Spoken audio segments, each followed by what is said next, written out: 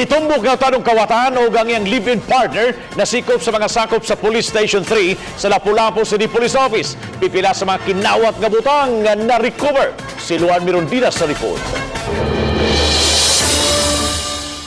Gibalhog karon sa Lapu-Lapu City Police Custodial Cell ang 19 anyos nga si Ronel Pipino, taga Turilcan, Hulao. Si Ronel mo'y gitumbok nga responsable sa sunod-sunod nga mga pagpangawat sa mga panimay sa Motorpole Road, Barangay Gunob. I-identify man gid siya sa biktima nga siya ang nangawat. In short, i-aresto siya dito namo. Pag-aresto namo dito niya, amo siyang gipangutana kung asa ang uban niya nga mga kinawat. Sa gihimong follow-up operation, nasikop usab ang live-in partner sa suspitsado nga si Mecca Cabalhog, 19 anyos. Si Mecca mo'y gitumbok nga tigbaligya sa mga nakawat nga butang.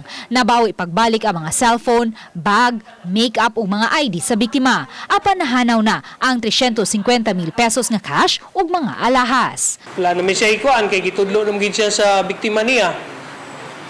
So, iyang gitudlo pod kung diin niya gipambaligya ang uban nga mga butang nga iyang nakawat. So, nagkuyog ni padung dito sa mga kaning nabaligyaan niya sa mga butang and then eventually na-recover namo ang uban. Ganiha, may pati mausab sa Police Station 3 ang usa sa mga nabiktima sa suspitsado sa nakalabayng mga buwan. Di lang namo maklaro pero pag kita sa picture makabalo gyud mi nga sila gyud grupo ha. Kay sige man sila balik-balik sa muway. Way lipod-lipod hinoong giangkon sa suspitsado ug siyang live-in partner ang pasangil.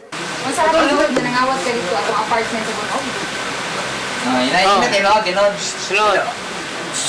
Asa naman po na katong cash o katong mga cellphone? Nagawa na. Ako nagbaligya.